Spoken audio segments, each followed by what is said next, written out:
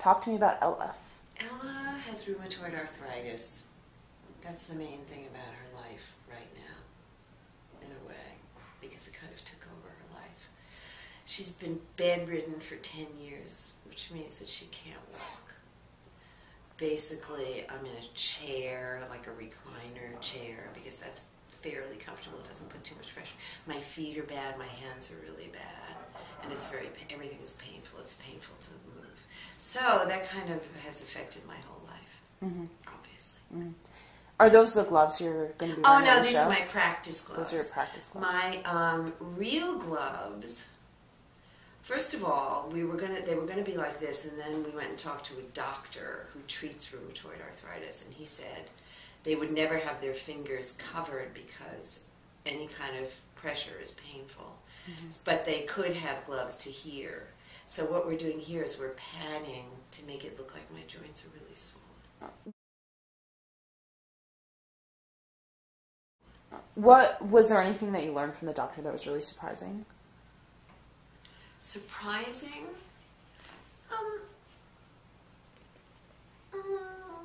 Or no, things were useful, and also I must say, you know, as she's written, Ella is pretty impatient and dark and bitchy and difficult. And he said, without any prompting, he said, oh, yeah, I mean, people who have this are very difficult to deal with because they're so incapacitated, and it makes them, it's very hard on them. So it's very true to life. And it was written by the playwright about a woman that she cared for who had rheumatoid arthritis, so it's pretty accurate. You know, I mean, she's also a person with a history, but right now this dominates so much, and it's very hard to rise above something like that. I have worked on tons of new plays, and I adore doing classics.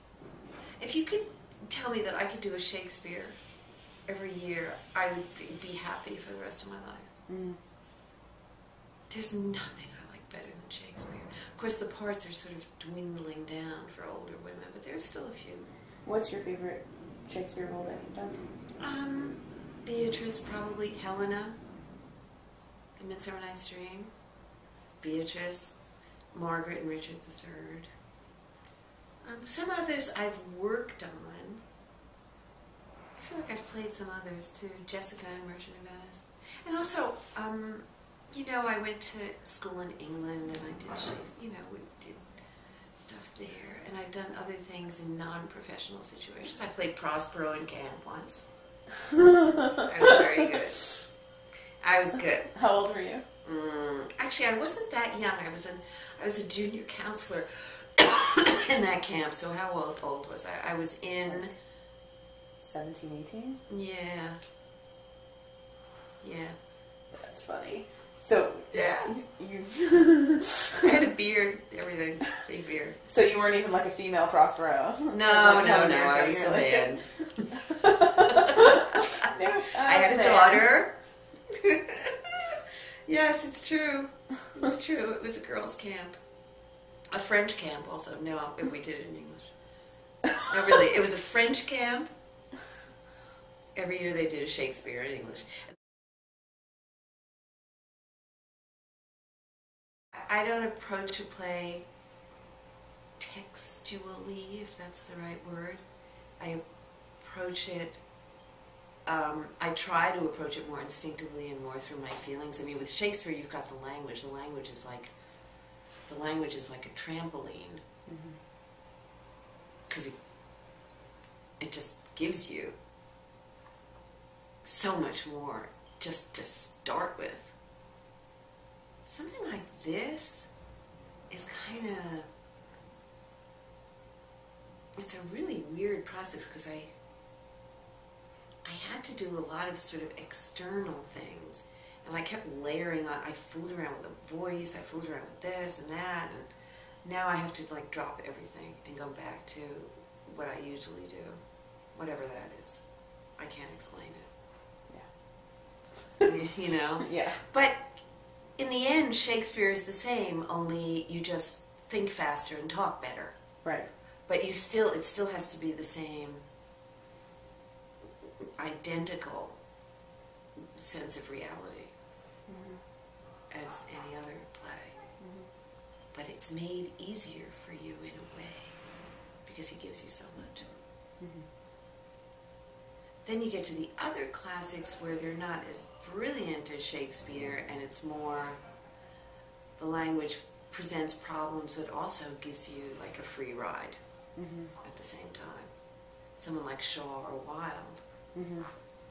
And there the danger is playing the language. Right. You have to do both. You have to do both with everything.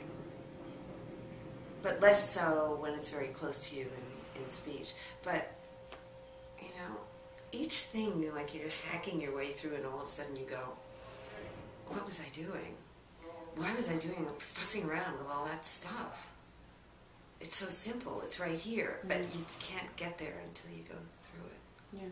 You know? I think there's also a point where you've done enough different kinds of work that then whatever mechanism is inside you, like you just trust that. Yeah, it's an instinct. It's not. I don't think about how I. It keeps evolving. It's like everything you've done is there for you. Yeah, and it just gets thrown up from you whenever you need it. Yeah, but you can still get in your own way in the most amazing ways. I mean, every time you think, well, this time it'll be, and you never do. You still blunder around in the beginning. Yeah. A lot. Yeah. You just, every time. You think, but it's true, some parts do fit like a glove. This is not one of them. Some parts you you can just, it's so, your own rhythm slides right in somehow.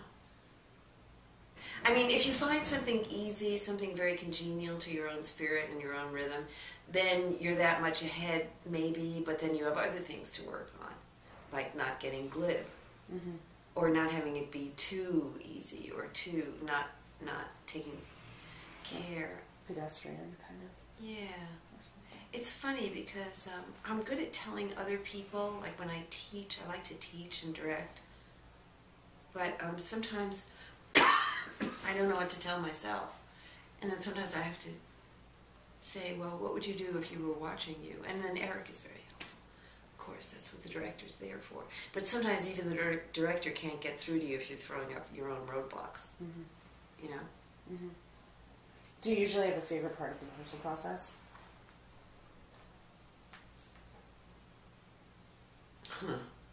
I was talking about this with someone else. You know, I love rehearsing. I love it. I love fooling around. I love her. But I really love performing. Once I get past all the horrors and get relaxed. And that takes some time. Yeah.